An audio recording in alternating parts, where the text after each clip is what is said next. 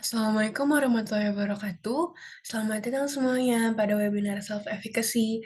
Pada kali ini, kita akan mengupas tuntas mengenai self-efficacy, dimulai dari pengertian, peran, manfaat, serta tips and trik dalam membangun self-efficacy yang baik pada diri kita. Sebelum kita membahas self-efficacy lebih lanjut, ada baiknya kita berkenalan dengan apa itu self-efficacy.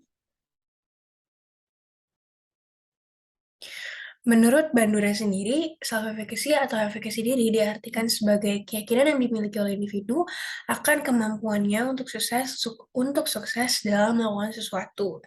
Pada intinya, self-efficacy dimiliki oleh setiap individu karena merupakan sebuah perasaan yakin terhadap dirinya akan kemampuan yang dimilikinya dalam menyelesaikan suatu kegiatan ataupun suatu masalah.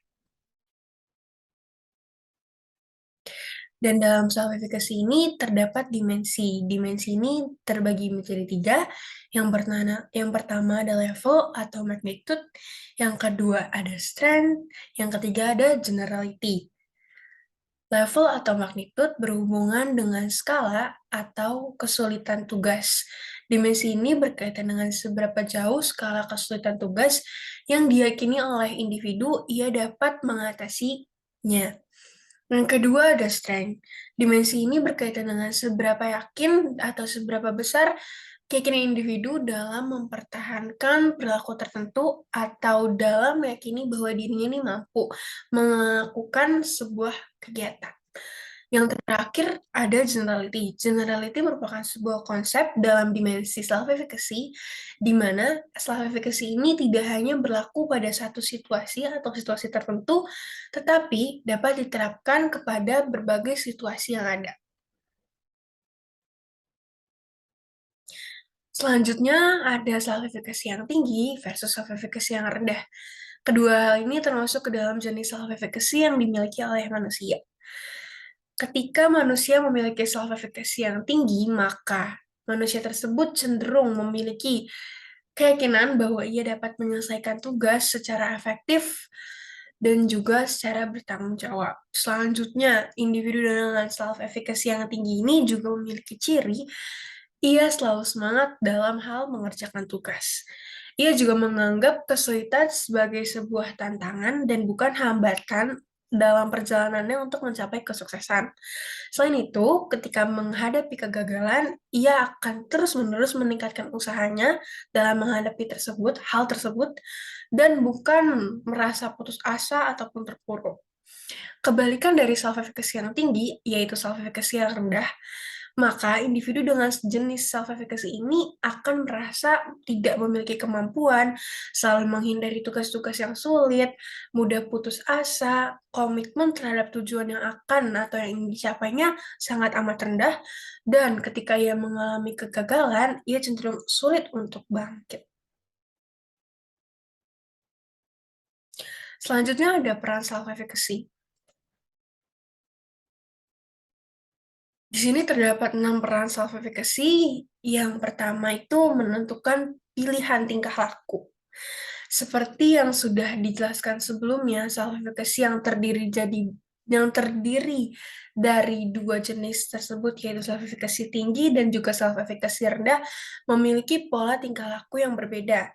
Ketika seseorang dengan self-efficacy yang tinggi akan memilih sebuah tingkah laku yang berhubungan erat tentang usaha mereka dalam mencapai sebuah kesuksesan, dan juga sebaliknya, individu dengan self-efficacy yang rendah akan memilih tingkah laku yang bertolak belakang dengan self-efficacy tinggi, yaitu cenderung untuk menghindar sebuah masalah, menghindar sebuah tugas yang dia anggap sebagai kesulitan dan juga menghalang dirinya menuju sukses.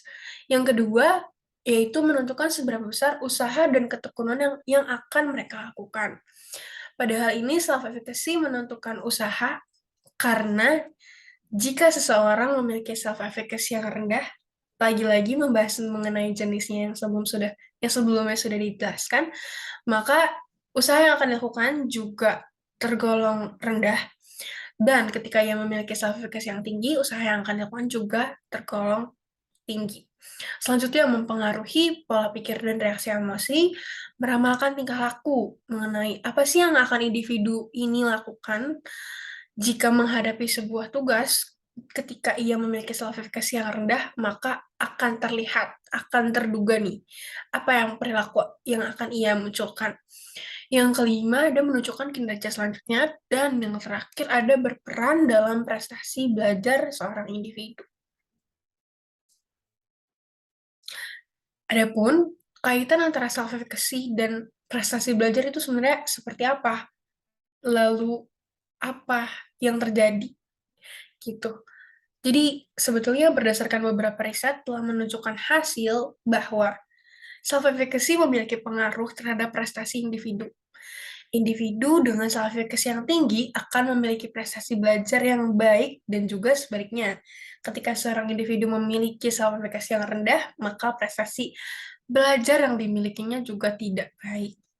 Self efficacy yang tinggi akan membuat individu menyukai tantangan dan dalam hidupnya, sehingga ia akan mencapai sebuah prestasi secara berjuang dan juga maksimal.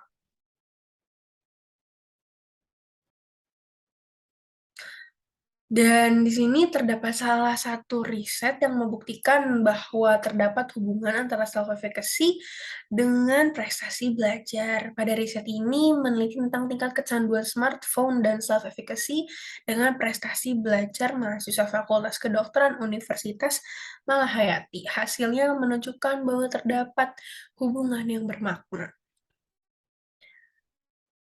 Hubungan yang bermakna pada penelitian ini berarti bahwa korelasi antara self-efficacy dengan prestasi belajar adalah bernilai positif, yang mana semakin tinggi self-efficacy mahasiswa maka semakin baik hasil prestasi belajarnya. Pada penelitian selanjutnya yang meneliti tentang hubungan antara self-efficacy murid dengan prestasi bahasa Inggrisnya menunjukkan hubungan yang positif juga. Dan hal terpenting yang menjadi highlight pada webinar kali ini adalah mengenai bagaimana sih cara membangun, bagaimana sih tips and trick dalam menumbuhkan self efficacy yang tinggi di dalam diri kita masing-masing. Yang pertama, kita dapat melakukannya dengan hal-hal kecil, yaitu mengamati orang lain.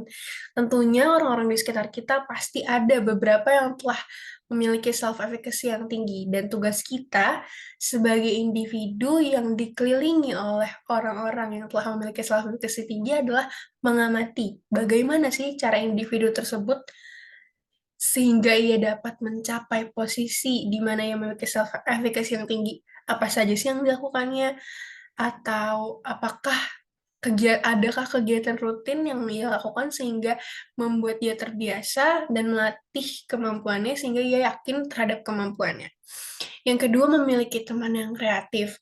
Teman yang kreatif ini cenderung suka mengajak untuk menuangkan ide-ide sehingga kemampuan yang mungkin tidak kita sadari bisa terlihat sehingga kita yakin bahwa kita ini bisa. Dan dari situlah muncul self-efficacy yang tinggi. Dan yang terakhir, berpartisipasi secara aktif. Sekian kurang lebih pembahasan tentang self-efficacy pada webinar kali ini. Kurang lebihnya mohon maaf. Wassalamualaikum warahmatullahi wabarakatuh.